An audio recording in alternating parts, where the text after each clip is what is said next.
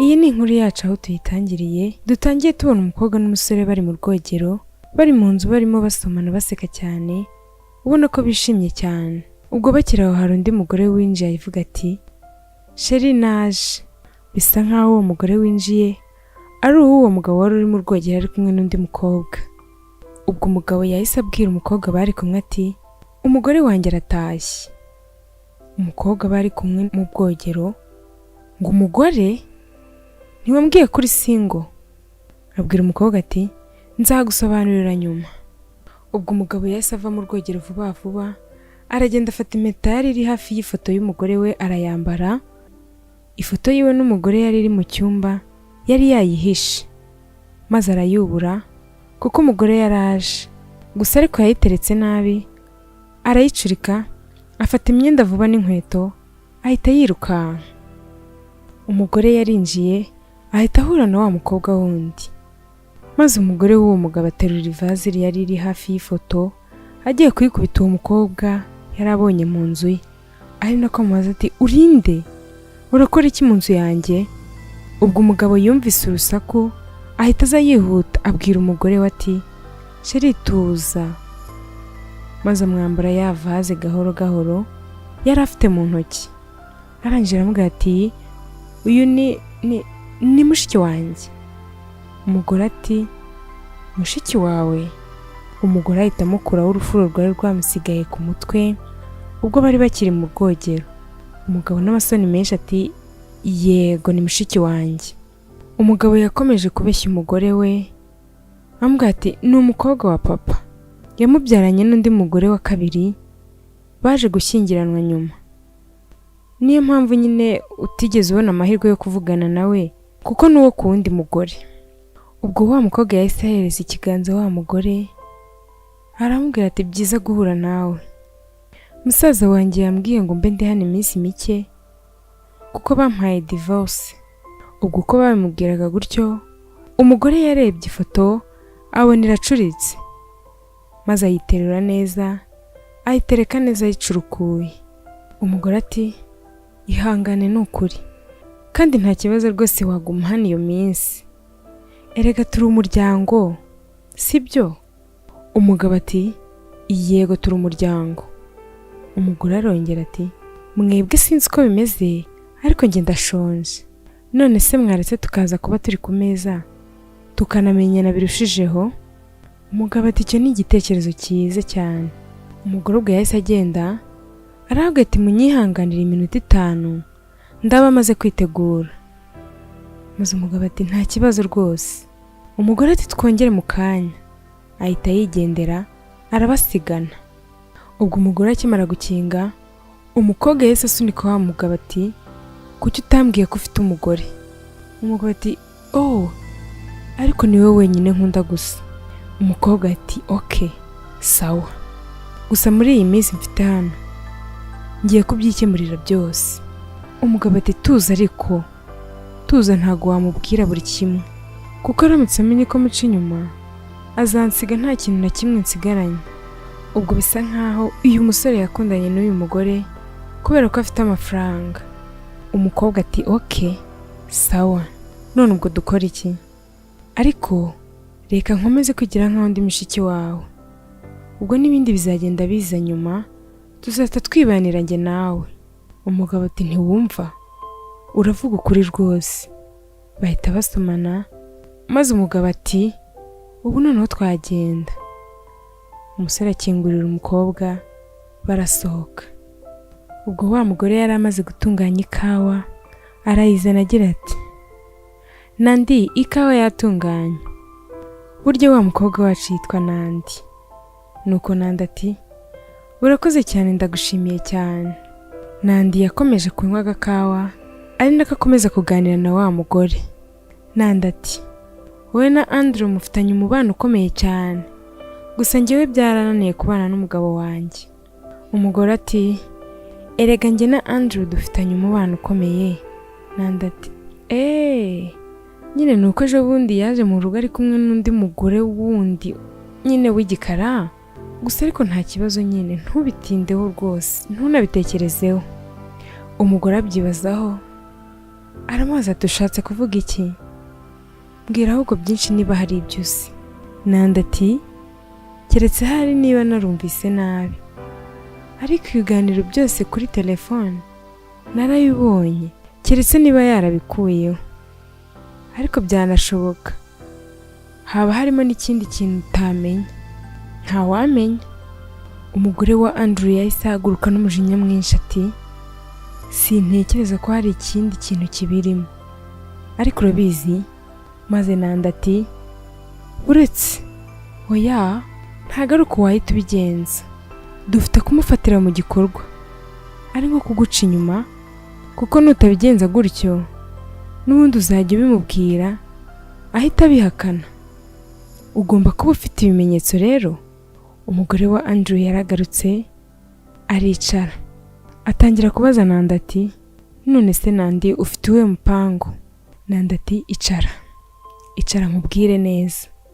Njyewe uyu mugabo yajyaga kunca inyuma, ikintu nakoraga ni ukumwibonera n'amaso yanjye ari kunca inyuma. Ubwo umugore wa Andrew abwira Nandi ati ihangane Nandi, sinashakaga kukwibutsa ibya mariage yawe sibyo? Si icyo naringamije pe. Nandi ati oya nta kibazo, ahubwo ni ikintu cyiza cyari kuba, kuko sinari gukomeza kubyihanganira kandi nyizera. Meze neza. Nandi akomeza kugira inama uwo mugore, ariko amubwira ati ikintu nakoze rero ni iki, nuko nanjye natangiye kumuca inyuma, nanjye nkakora nk'ibyo akora, icyo bita kwihorera. Umugore wa Andrew ati kwihorera?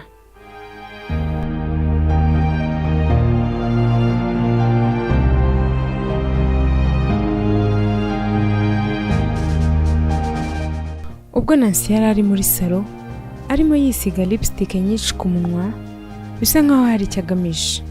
Ubwo Andrew yaratashye. Mwibuke ko yari ari kuba kwa Andrew, kandi ngo yari afite ikintu agomba gukora. Andrew yinjiye avuga ati nageze mu rugo. Nancy akimwumva yahise ahaguruka vuba vuba aramusanganira, amusoma ku ijosi. Yamusizeho ya lipstick, ahita amutera indi pafe, maze arongera asubira kwicara vuba vuba. Ubwo yari afite papier hygienique mu ntoki, ahita yihanagura lipstick zari zasigaye ku munwa, kugira ngo umugore wa Andrew ataza kumenya ko ari we wazimusize, kandi byitwa ko ari mushiki we. Umugabo yasigaye yibaza ibiri kuba, arumirwa. Ubwo umugore yahise amanuka aza asanganira umugabo we, ari nako amubaza ati ese sheri watashye? Twari tugutegereje ngo dusangire ibyo kurya bya nimugoroba. Umugore amuhobeye yumva afite indi mpumuro atarasanzwe amuziho. Mwibuke ko Nancy yari yamuteye indi parfait umugore atazi. Umugore akibaza kuri ya parfait yumvisha ku mugabo we, ababonye na ya lipstick umukobwa yamusize, maze aramubwira ati ibi ni ibiki sheri? Umugabo ati ubwo ni abakozi babinsize turimo duserebura isabukuru y'umuntu dukorana ku kazi, ubwo ni creme zangiyeho. Umugore ati nta kibazo, ahubwo se ubu ntushonje? Maze amufata akaboko ngo amuzane ku meza. Umugabo amubwira ko agiye kubanza guhindura imyenda, amubwira ko ari buhita agaruka bakaza bakarya, ko atari bubatindire. Ubwo umugabo yarazamutse hejuru ajya guhindura imyenda. Umugore asigara abwira Nandi ati Nandi, burya wari mukuri, ibyo wavuze byose ni ukuri pe.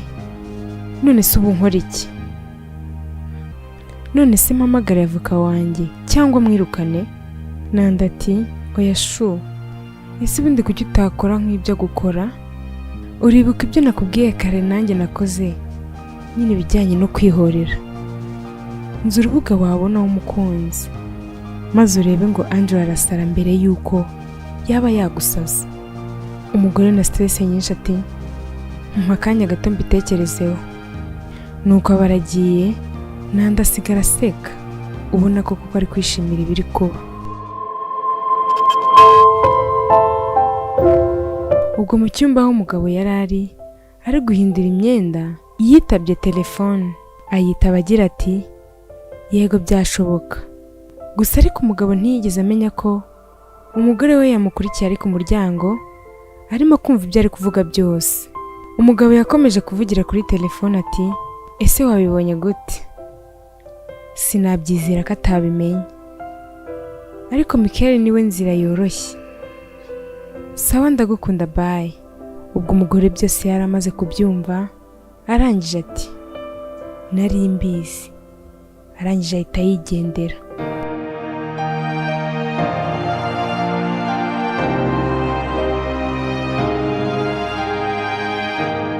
Ubwo Nandi n'umugore wa Andrew n'undi mugabo tutazi bari bicaye barimo baraseka baganira cyane.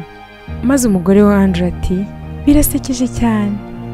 Nukuri urasetse cyane pe, no muri classe wajya kudusetsa pe. Twagiye dukorana byinshi ubwo twari ku ishuri, none se ntukeneye kureba impamyabushobozi yanjye? Uwo mugabo ati erega twari inshuti cyane, ari nako bakoranaho nk'abantu biganye. Maze umugore ati nuyibona uraseka utembagare, ari nako baseka cyane. Umugabo ati tugenda ahubwo narambiwe gutegereza. Uko bakoranagaho, Nancy nawe yari arimo afata video y'ibyo barimo byose. Bamaze kugenda Nancy yaragiye muri douche kwitegura neza ngo ahure na Andrew. Ubwo Andrew yahuye na Nandi atangira kumubaza ati ese barihe? Nandi ati ahubwo reba muri telefone yawe, buri kimwe cyose kirateguye, twabahaye iminota 5 gusa ubundi tugahita tubafata. Ubwo bisa nkaho ibyabaye byose byari byapanzwe na Nandi ndetse na Andrew. Maze Andrew ashimira Nandi ati uri umukobwa w'umuhanga cyane, ubu tugiye gutsindira bimwe mu by'umugore wanjye tunze, maze njye nawe twibanire. Maze barasomana bahita bazamuka hejuru. Andrew yinjiye vuba mu cyumba agira ati ndagufasha unci inyuma. Ubwo urambwira iki? Umugore na confidence nyinshi ati hi baby, wari witeze kubona ikintu kidasanzwe sibyo? Andrew uri igicucu, wumvaga nzakomeza kwizera kuri yari mushiki wawe koko? Umukobwa ari we Nandi ati ngo iki? Ntumvugishe gutyo ngewe. Umugore n'umujinya mwinshi ati funga umunwa, erega nahoze nzi ukuri. Ubushize ubwo nazaga nkasanga ifoto yanjye na Andrew icuritse, nkasanga urufuro mu mutwe wawe, ubwo wumvaga ko nzakomeza nk'abizera. Nahoze nzi ukuri rero, ubwo muransobanurira iki kindi? Ubwo babuze uko babigenza, Nandi atangira gushinja umugore wa Andrew ko yasambanaga n'uwo musore bari kumwe. Umugore ati munyihanganire, sinamubamenyesheje imbere hose, gusa uyu ni umwavoka wanjye Mr. Alejandro, ni inzobere mu bijyanye na divorce. Maze avoka ariwe Alejandro ati yego Andrew, niko kuri, ndi umwavoka, ahubwo hano hari ibipapuro bikureba, ugomba kubisinyaho bishoboka kandi ukagira vuba, kubera ko ndashaka gukemura iki kibazo ntaho bitaniye n'ubwicanyi. Umugore n'umubabaro mwinshi abaza Andrew ati ese wasezeranye nanjye kubw'amafaranga yanjye gusa ariko kugira ngo ubigereho byakugora Andrew, ntushobora kubigeraho uri wenyine. Umugabo ati oya, ibi ni ukubeshya, ubundi se mufite ibimenyetso? Umugore atuje cyane anaseka ati wibeshye Andrew, ibimenyetso birahari, intambwe yose utera mba nkuriho, ushaka kubibona? Umugore ahita amwegera akora mu ikoti Andrew yari yambaye mu mufuka w'imbere, akuramo agakurura amajwi kuko yari yakamuteze atabizi. Maze aravuga ati ese twakumva ibi? Maze ashyiramo amajwi yari yafashe we na Nandi ubwo bamugambaniraga. Andrew n'ikimwaro cyinshi ati sheri uri umuhanga ni ukuri. Nandi ati Andrew uri igicucu. Maze ahita asohoka.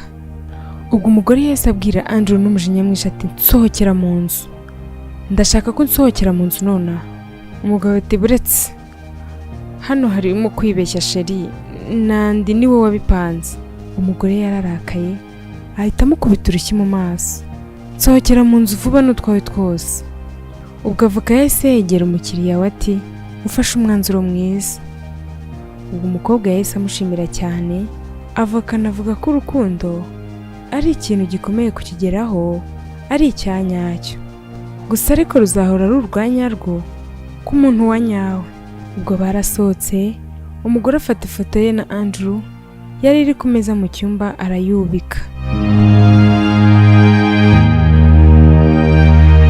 Mw'abantu mu rukundo ni ikintu cyiza kandi ikintu gitangaje, gusa muri iyi minsi abantu bakomeje kubifata ukundi cyane, no mu miryango urukundo ruboneka ahantu hake cyane. Gusa Imana izi byose, reka abe ariko tubyizera.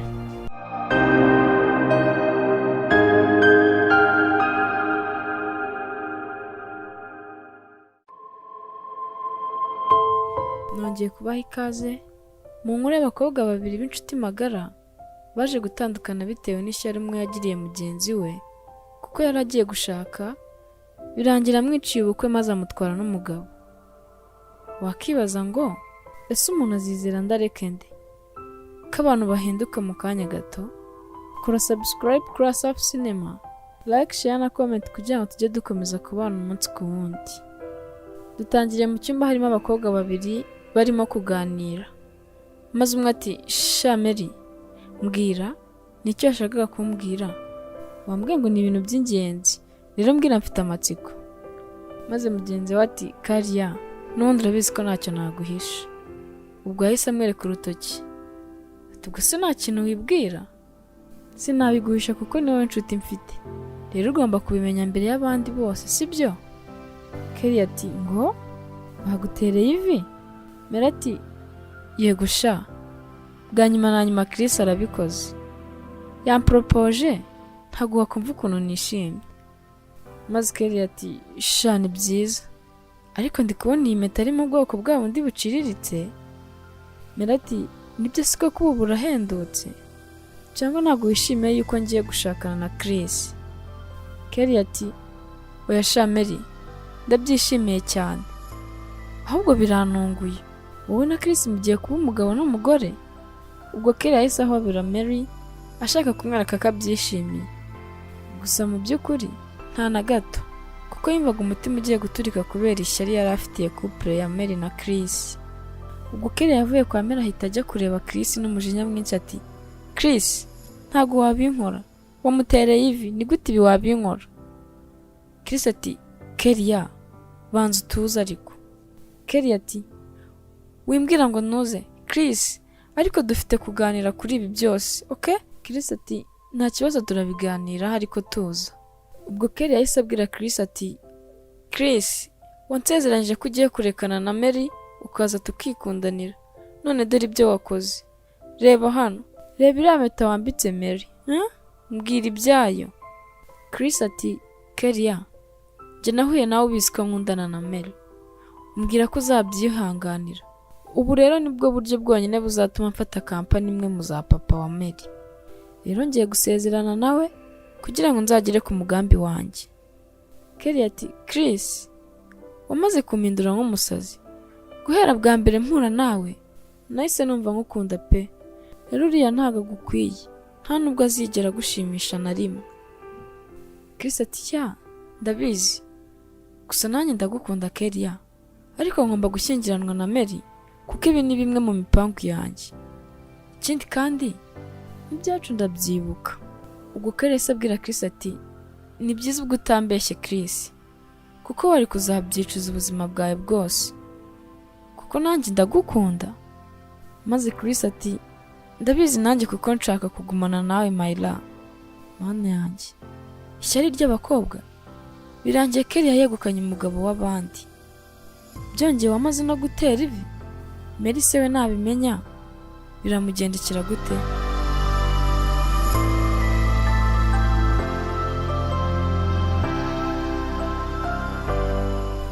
Ubwo baratwereka ku rundi ruhande ubukwe bwa Mary na Chris bwarapanzwe, maze Mary aza kwipima ikanzu y'ubukwe.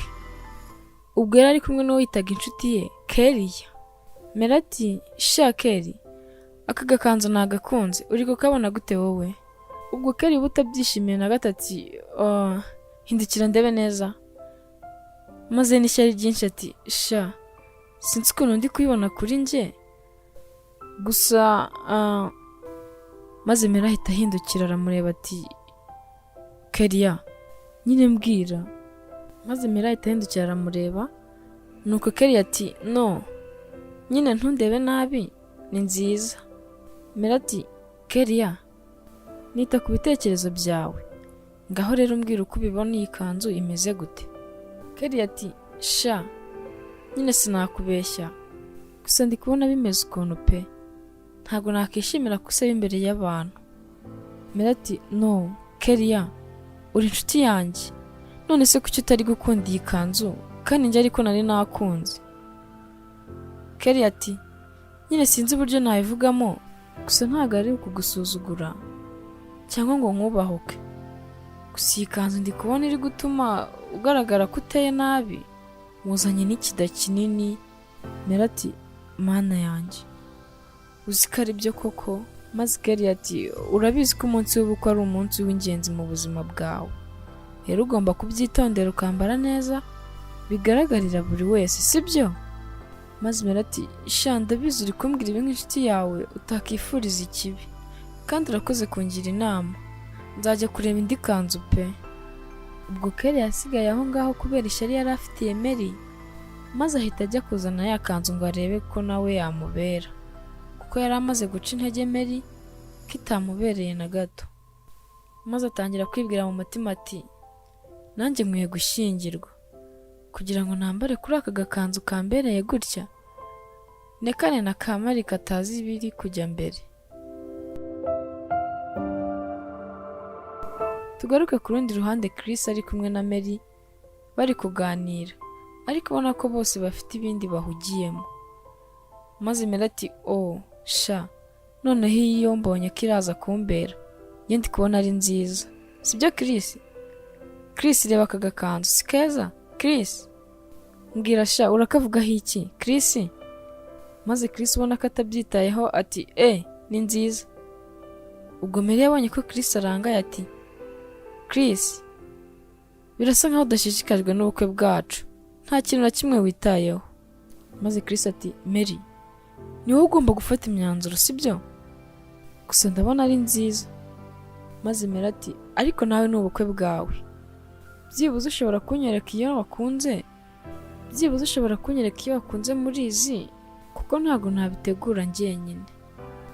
Maze Chris ati okay, ndabyumva hano, gusa numvaga ko uzishimira gufata ibyemezo byose kuko ntacyo nshobora gushima utagishimye. Mary ati ubundi se ninde muri kwandikirana? Maze Chris ati nyine ubanzanisha akazi, kuko bari kunyandikira buri kanya, rero mfite kugenda. Ubwo Mary yahise amubwira ati none se ntabwo wafite akaruhuko ngo dupange iby'ubukwe bwacu?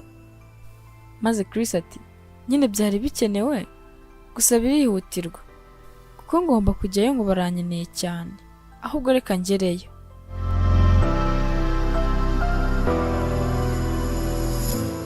Ubwo baratwereka ku rundi ruhande Mary ari kutuganirira ati igihe cyaricumye kingiranwa na Chris, gusa nkabona ari kugenda ahinduka, ntamvugishe, mu by'ukuri ntabwo twavuganaga neza, tukajya impaka ku bintu byose kuko yahoraga ahuze, yatahaga atinze, mbese ntiyari akima umwanya ngo tuganire nk'abashakanye. Yagira ngo aranawumaye ukabona ntabwo abyitayeho. Njye nakundaga gutekereza ko wenda yananiwe kubera iby'ubukwe twari tuvuyemo, maze nkituriza. Gusa naje kubona ko hari ikibyihishe inyuma kandi ngomba gushaka nkakimenya, kuko ntabwo byari bimusanzweho. Igihe kimwe rero Mary yari agiye gufura imyenda ya Chris, maze mu kuyifata yumvamo impumuro itandukanye niyo yari asanzwe azi mu rugo rwabo. Biramucanga, maze yumva ko iyo parufe ayizi kuri Kelly inshuti ye, kuko Kelly yayigura yaje kuyereka Mary. Ubwo we byaramucanze, aho yumva ko ashobora kuba atameze neza bigatuma atekereza cyane bitari byo. Ubwo Mary yahise ajya kureba Chris umugabo we ngo abimuganirizeho, maze babakubitaniye muri salo. Umugabo agiye, Mary ati baby, nje kutuganire. Chris ati ndi kwihuta cyane, hari utuntu nari ngiyemo kandi turihutirwa, ahubwo mfite kugenda. Mary ati ariko nabikubwiye ko dufite ibintu byinshi byo kuganiraho uyu munsi. Maze Chris ati ariko igihe nakubwiriye ko ari wowe ugomba gufata imyanzuro, kuki utajya unyumva? Ibyo njye ntabwo bindeba na gato, sinanabibonera umwanya, mfite byinshi byo gukora pe. Melody, kuko nta mwanya ufite? Ese ni ibiki urimo kwirukamo biruta urugo rwacu Chris? Maze Chris ati, ese abagore mwabaye gute? Niba nkushatse ntibivuze kuza kuntegekera mu rugo rwanjye cyangwa kungenzura ibyo nkora byose, turumvikana? Melody, okay, ndabyumva, ntabwo nzongera kugerageza kukugendaho, gusa njye nkeneye ubufasha bwawe nk'umugabo mu rugo, kuko hari ibyo mba nshaka kukubaza. Nzajya njya kubibaza nde? Chris ati, ariko wabaza na mama wawe cyangwa inshuti zawe? Maze Chris ati, ariko wajya kubibaza na mama wawe cyangwa inshuti zawe? Ubwo Chris yahise agenda, Mera ahita amugarura ati, ese ubundi sheri, kuva ryari warahinduye parufe? Iriya numvise mu ishati yawe ni yandi? Ubwo Chris yahise abwira Mera ati, Mary, rekera kungendaho pe, ubwo se urumva ari yande wundi atari yawe? Mera ati, okay, noneho ndinjije itazi gutandukanya ibyanjye n'ibitari ibyanjye, ndabizi neza ko atari iyanjye. Chris, bwiza ukuri. Maze Chris ati, asiki, ibyo nta n'umwanya nayibonera akanigendere. Ubwo Chris yahise yigendera, maze Mera asigara mu nzu wenyine, atangira kwibwira mu mutima ati, mana yanjye, iyi parufe niyo kabitera ya byose, kuko ibi ndi kubona ntibisanzwe. Chris afite ibintu ari kumpisha, kandi biranakomeye pe. Mwami wanjye, ubimfashemo ntibiba ari byo ndi gutekereza, ntaba ari byo pe. Ubwo Chris ko kose yari ari gusiganwa ava mu rugo asiga umugore we, Nyamugabo yari aje kwirebera Kelly, inshuti ya Mary. Ubwo barahuye barasomana ari abanyamabi gusa. Ubwo Mary uko yasigaye mu rugo, yahise afata telefone ngo ahamagara inshuti ye Kelly ngo amubwire ibiri kumubaho, kuko yumvaga byamurenze pe. Gusa icyo atarazi ni uko Kelly yari we wari uri inyuma ya byose. Ubwo Kelly yari ari kumwe na Chris, maze Kelly ati, sha Chris, nkuniyo ndi kumwe nawe. Telefone yabo birasoni. Mana yanjye, dore Mera arampamagaye, se umugore wawe aba anshakaho iki? Maze Chris ati, ariko nawe ntukifate nk'ikigoryi, pfa kumwitaba wumva icyo agushakira. Kelly ati, hello Mary. Mera ati, hi, umeze neza? Ati, yego umeze neza, wowe se? Sha, njye ntabwo meze neza na gato, kuko Chris ntabwo ishaka kumpa mwanya ngo tuganire, kandi mba mukeneye, basi wowe uri hafi ngo twiganirire.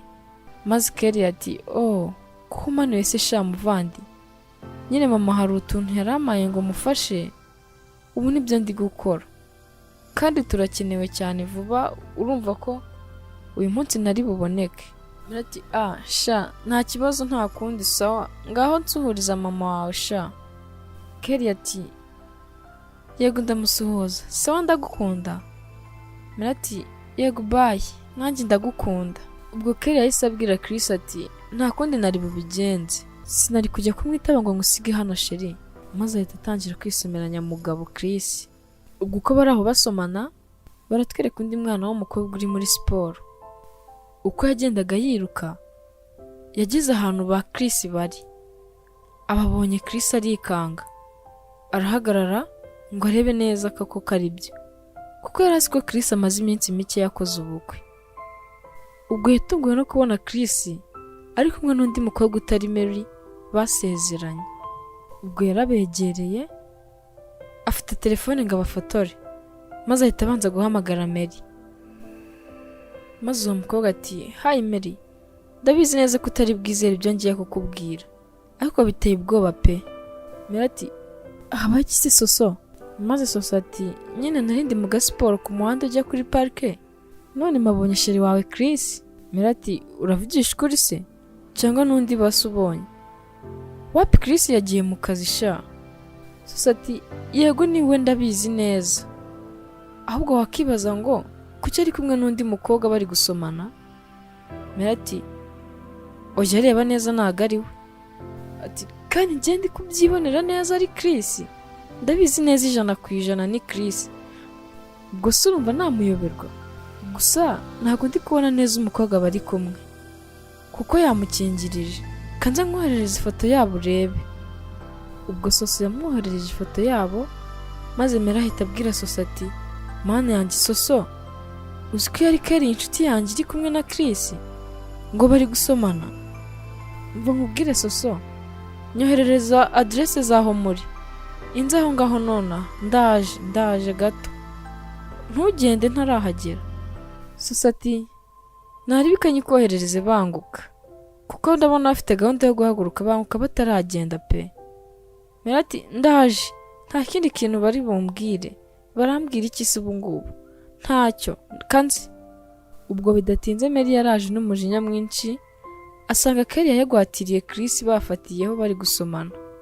Ubwo yahise akurura imisatsi ya Kelly cyane, maze ahita akubita urushyi Chris ati, wamubeshyiwe.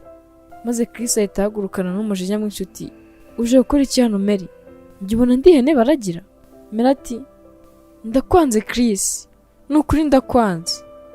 Utinyuka unca inyuma noneho ubikorane n'inshuti yanjye magara?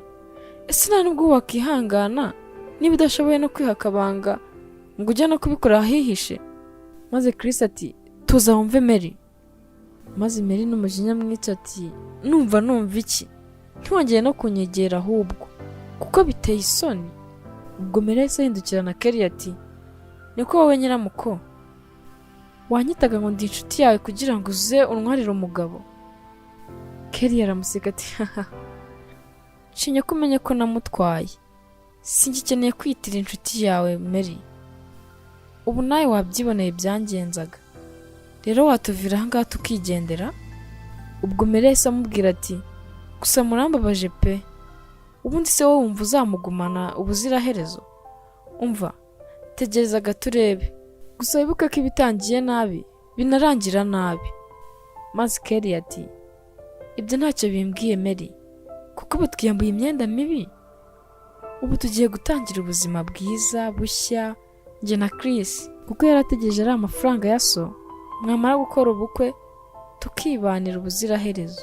Ubwo Mary n'agahinda kenshi ati, muri abanzi mwese kandi muzabyishyura ibi munkoreye, njye nakubereye inshuti nziza ariko wowe ibyo nyituye ni ibi. Maze Kelly ati, no, njye ntabwo ndi inshuti yawe. Ni gute se nawe inshuti n'umuntu uhora unyikubita imbere ngo sha ngiye gukora ubukwe, sha nkunduyo, sha ibintu byose uzundatira? Njye ntabwo ndi kumwe nawe, nta nubwo nyine inshuti yawe da. Reka babarira ahubwo reka nigendere. Ubwo Mary byaramurenze ahita akuramo impeta y'ubukwe Chris yamwambitse, maze ahita yimusubiza, arigendera n'agahinda kenshi. Gusa yagiye ubona ko byamubabaje kandi biramugora no kubyakira. Ubwo Mary yasigaye ariko tuganirira ati, ubuzima bwanjye bwahindutse nk'ubw'umwana nyuma y'uko mbuze abantu babiri nakundaga. Gusa byarambabaje kuko numvise ko Chris na Kelly batakiri kubana, kuko ngo Chris yaje kumuta nawe asigara yangara nk'ibyo bankoreye. Sinari nzi ko nzakira ibi bintu byose byambayeho, ariko nagombaga gukomera nkiteza imbere nkaniyibagiza ibyambayeho. Ikindi kandi naje kumenya ko nta mubiri upfa kubera urukundo kandi ko ubuzima ari bugufi. Ubwo nize kubana nabyo, nubwo araho nagiraga bikangora, gusa narabyihanganiye mbana nabyo. Nshuti yanjye, ni byiza kwiga kubana n'ibyakubayeho kuko bigufasha gukomera no gufunguka mu mutwe, maze ukamenya kwifatira imyanzuro ikwiye.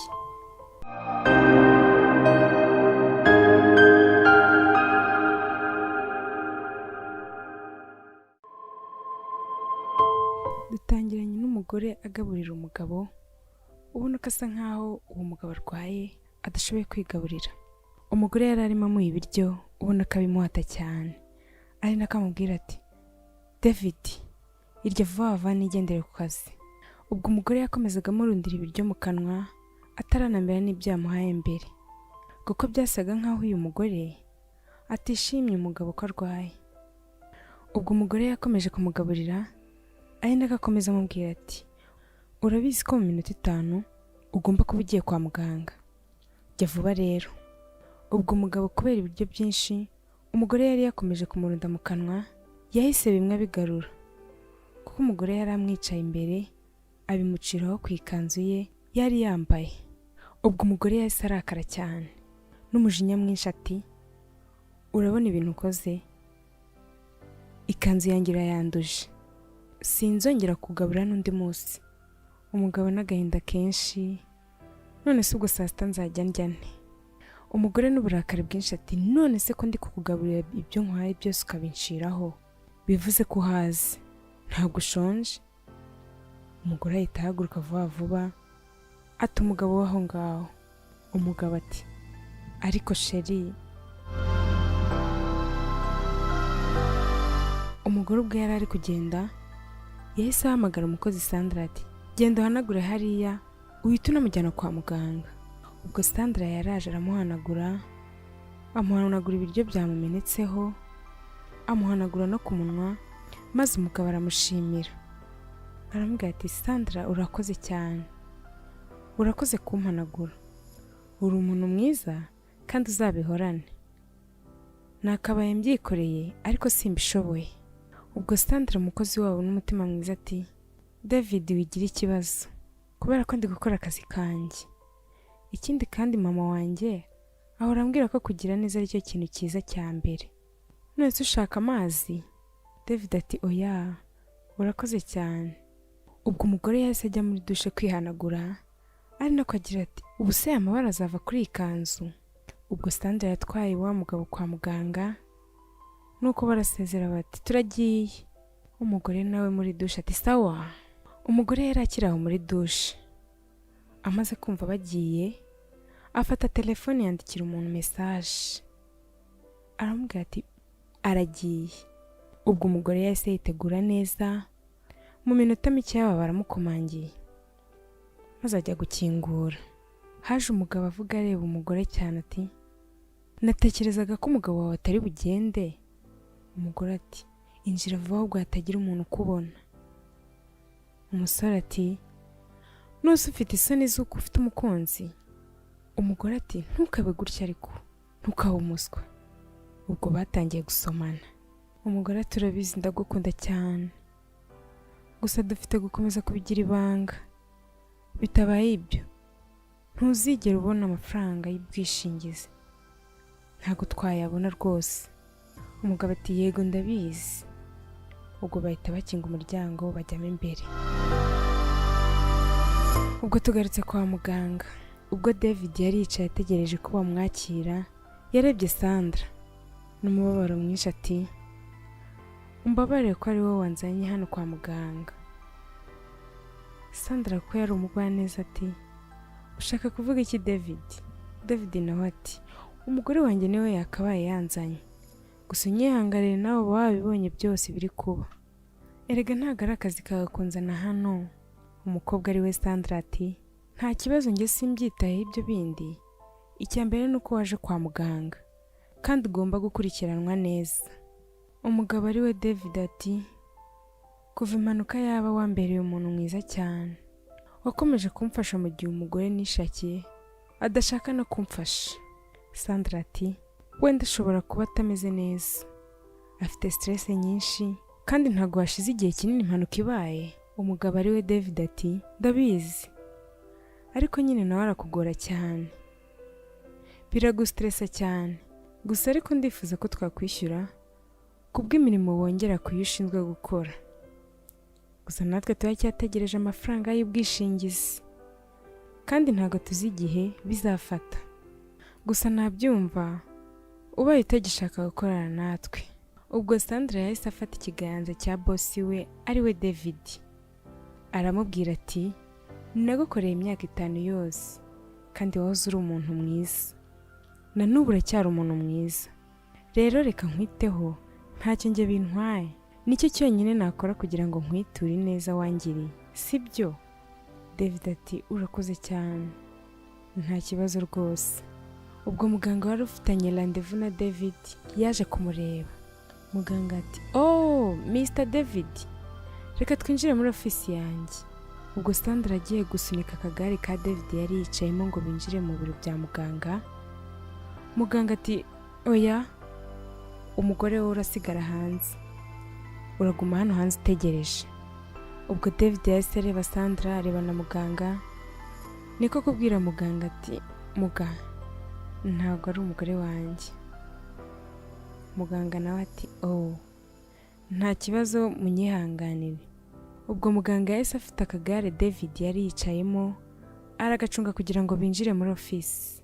Sandra n'umutima mwiza akora kuri David, aramubwira ati amahirwe masa. Ubwo David bamujyanye ubona ko yishimiye cyane umukobwa uburyo arimo amukomezamo. Reka tugaruke mu rugo. Ubwo mu rugo wa mugore twasize hari umugabo waje kumureba, bisa naho bari guca inyuma David. Ubwo uwo musore yari arimo akorakora umugore wa David, nuko aramubaza ati ese umugabo we naza ntabwo ari kukubazaho inzoga yagiye? Umugore ati nta gitonyanga na kimwe yemerewe kunywa, kuva yakora iriya mpanuka ntabwo yemerewe kunywa inzoga. Bakomeza kunywamo. Ubwo umugabo akomeza kubaza umugore wa David ati ese dufite igihe kingana iki? Umugabo wawe araza ryari? Umugore yahise areba ku isaha y'uwo musore, arangije ati byibura nyuma y'isaha. Ubwo wa musore yahise aseka. Umukobwa aramubaza ati kuki usetse, hari icyo ushaka kumbwira se? Umuhungu ati ahari kirahari. Ubwo kwa muganga David baramugaruye, maze Sandra ahita amubaza ati ese operasiyo yakozwe neza? David ati yego, byagenze neza rwose, neza kandi cyane, bambwiye ko ndaza gukira vuba cyane. Ubwo Sandra yarishimye cyane, abwira boss ati ndishimye cyane kumva ko ugiye gukira, ni amakuru meza cyane, reka twishime David. David aramwitegereza ati Sandra simbizi, gusa sinshaka ibirori cyangwa iki. Sandra ati okay, ndabyumva, reka rero ubwo tujye mu rugo maze nkukorere keke, urabyumva gute? David ati byiza cyane, dutahe. Kwa David mu rugo, ubwo umugore wa David yari ari mu buriri ari kumwe na wa musore wundi. Ubwo umusore ari kumukorakora ari nako amubwira ati nakifuje ko tutakomeza kwihisha. Umukobwa ati ibi twabiganiriyeho, dufite gutegereza amafaranga y'ubwishingizi akabanza kaza, ariko nyine ntago ngomba kwaka divorce amafaranga ataraza, kuko ubwo nta kintu twabona. Umusore ati ndabizi cyane, ariko nyine ndagukunda sheri wanjye, gusa numvaga ntamerewe neza bitewe n'ukuntu duhora twihisha, nyine mba mfite ubwoba kuko uracyabana n'umugabo wawe. Ubuse byagenda gute uramutse wongeye ukamukunda? Umugore ati mukunda gute? Nakunda umuntu udashoboye no kwinyeganyeza, aragoye pe, kumwitaho bitwa no kwita ku mwana w'uruhinja, nukuri aruhije kurusha uruhinja ahubwo. Umusore tushaka kuvuga iki? Umugore ati sinzi impamvu abantu bakunda abana, kandi araba kurya, gusakuza ndetse no kurira igihe cyose. Umugabo ati natekereje ko ukunda abana. Umugore aramusubiza ati yego, ariko abana bakuze. Na David ushaje se? Njye sinabivamo kwirirwa ndamwitaho, ntabwo nashobora kubaho ubuzima bwanjye bwose nita ku muntu w'umugabo nkaho ari umwana. Umusore ati ariko waramukundaga mbere y'uko akora impanuka sibyo? Ubwo umugore agiye kumva yumva imodoka iraparitse, maze ajya kurebera mu idirishya, ahita avuga ati ko bagarutse hakiri kare.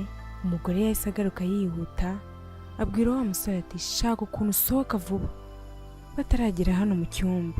Ubwo umusore yatangiye kwitegura vuba vuba, umugore nawe atangira kwitunganya imisatsi nyine bajijisha. Ubwo baramanutse kuri esikariye ziva mu cyumba baza muri salo. Bageze hasi babona n'ubundi bari bubabone, maze basubira hejuru.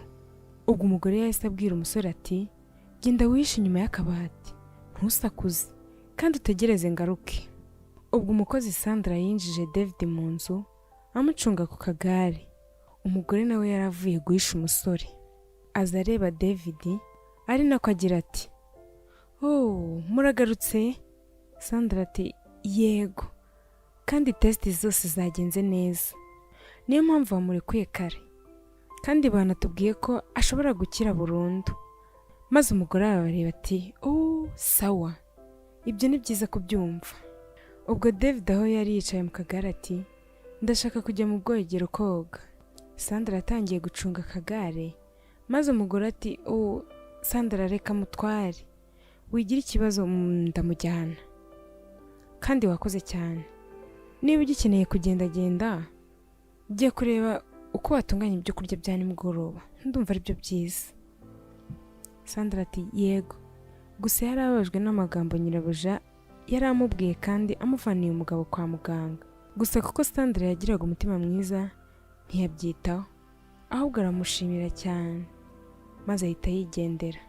Ubwo umugore yahise yerekeza David mu bwogero nk'uko yari yabisabye.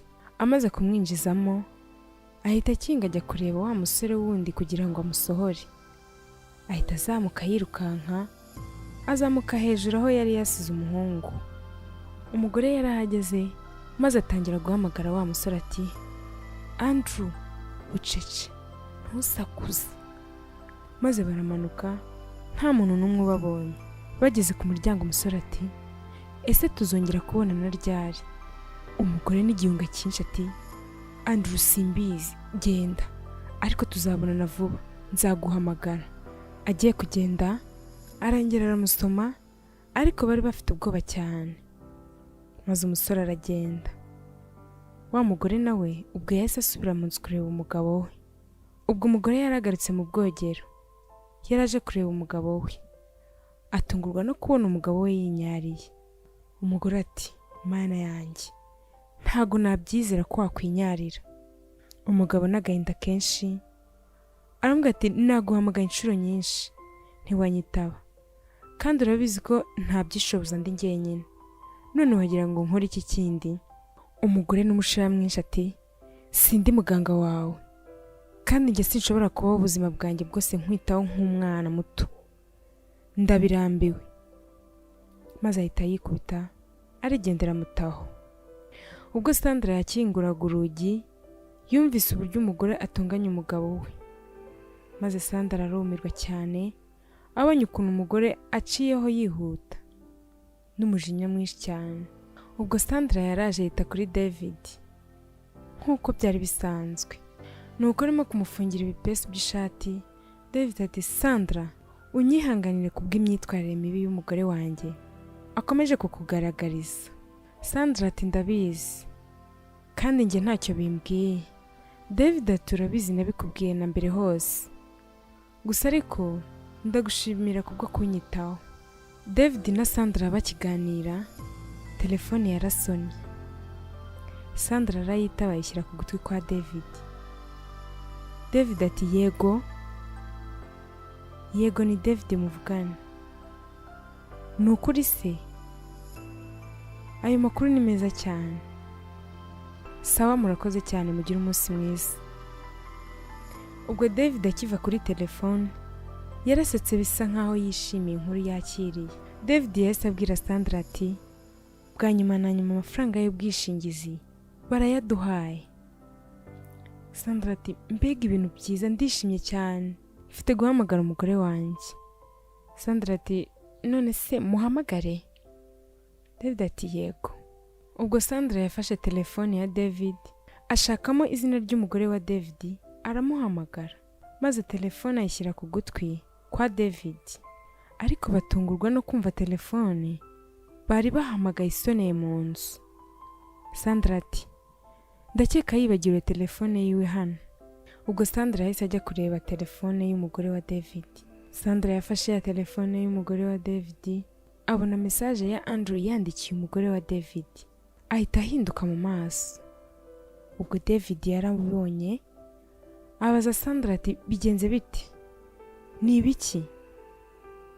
Maze Sandra ati oya, si ngombwa ngo birebe kuko si byiza kuri wowe. David ati Sandra, zana ndebe nta kibazo.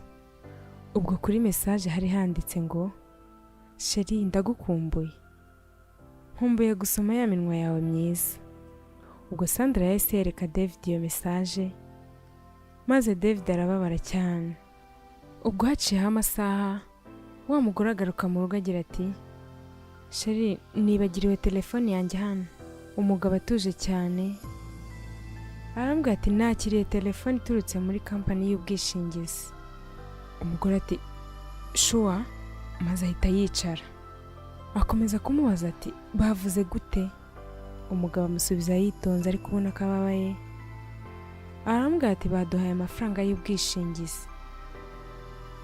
Umugore yarishimye cyane ati ayo makuru ni meza rwose.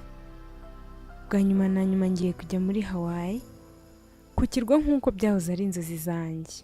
Nyuma y'ibyo twanyuzemo byose ndizera nkeneye nanjye kwitabwaho. Umugabo aseka n'agahinda kenshi ati kwitabwaho nk'uko wita ku mukunzi wawe w'ibanga. Umugore arikanga abaza umugabo ati uravuga ibiki? Umugabo ati ntumbeshye, erega telefone yawe yari iri ku buriri bwanjye, byose byawe na Andrew nabimenye. Umugore ati oya wabyumvise nabi, ni ukuri nta kijya mbere hagati yanjye na Andrew. Umugabo ati nta kintu na kimwe mwakora ngo wowe na kiriya gikinisho cy'umuhungu kuri ariya mafaranga, kandi sindakaye ko waba waragiye mu rukundo n'undi muntu. Nari mbizi ubwo nabyukaga kwa muganga nyuma y'impanuka ko ntagushobora ndetse no kukwereka urukundo, kukwitaho nk'uko nabigusezeranyije ku munsi w'ubukwe. Umugore ati okay, ntago ndakariye sibyo, kandi uracyafite kugabana nanjye amafaranga nubwo naba nkundana n'undi musore. Umugabo ati sindakaye, ariko birambabaza iyo umbeshye. Gusa wari ufite amahirwe menshi yo kumbwiza ukuri, ariko ukomeza umbeshye amezi yose. Umugore yahise ahaguruka n'umujinya mwinshi ati ese ayo mafaranga ndayabonaho cyangwa sinyabonaho? David n'umujinya mwinshi ahita amuhamagara mu izina rye ati Kari, oya ntago yabonaho kuko nayanjye yo kwivuza nkakira. Umugore n'umujinya mwinshi ati nta mafaranga mbona? N'ibintu byose nakoze ngo none nta mafaranga mbona? None sizi ko nakwitayeho gutyo gusa. Umugore ati namaze guhamagara avoka wanjye Kari, witegure divorce yanjye nawe, kandi nugerageza gukora kuri ariya mafaranga ahafi ni mu rukiko. Ubwo rero nsohokera mu nzu Kari. Umugore ati David ndakwinginze. David ati nsohokera mu nzu vuba. Ubwo umugore yahise asohoka vuba n'umujinya mwinshi cyane ubona ko ababaye. Ubwo Sandra yaraje agira ati numvise buri kimwe cyose mwavugaga, kandi ndatekereza bafashe umwanzuro mwiza. David ati kuki wumva ko ataba ari umwanzuro mwiza? Ni umwanzuro mwiza rwose. Byashoboka ko atari umwanzuro mwiza kubera ko muri biriya bihe yari yibeshye. Biragoye kwizera ko abantu dukunda cyane bashobora kutubabaza cyane. David aseka abwira Sandra ati Sandra, uhorana amagambo meza mu kanwa kawe ni ukuri, kandi wavuze ko kugira neza ari ubutunzi bukomeye cyane. Sawa, reka nizere ko wahoze ari umugore wanjye vuba hazabyumva umunsi umwe.